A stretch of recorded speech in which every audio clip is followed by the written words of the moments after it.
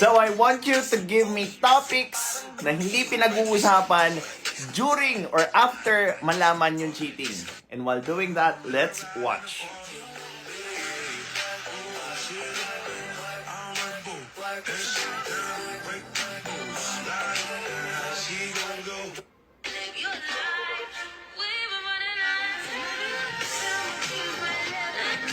Ang isa sa madalas na hindi pinag-uusapan when it comes to revelation of cheating or infidelity is yung pakiramdam nung taong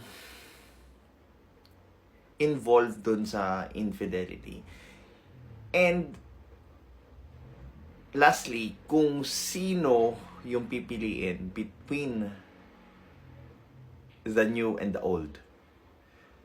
So, katulad doon sa video or doon sa event nga, gusto nung lalaki na piliin siya nung babae, kaya niya nagawa yung mga, or nagawa and nasabi, yung mga bagay na nilabas niya doon sa video.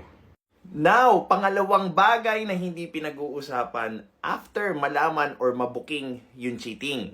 Anong gagawin mo doon sa katotohanan na nakuha mo?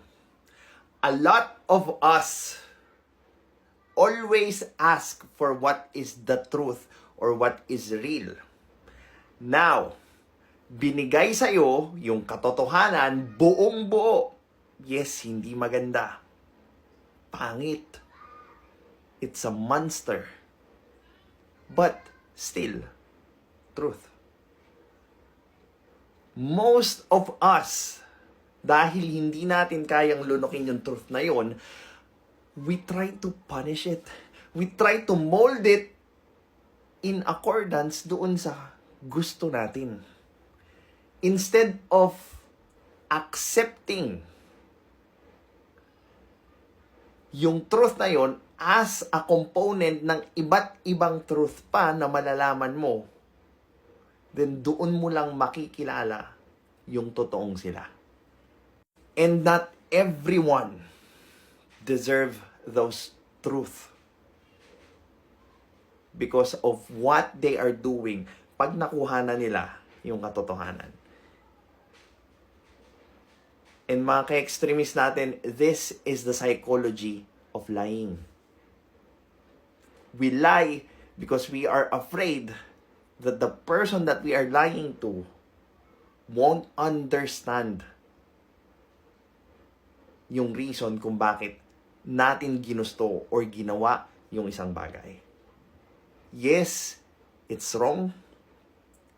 But whatever the reason that they have, it's still true. Truth does not have morality. It's a yes or a no.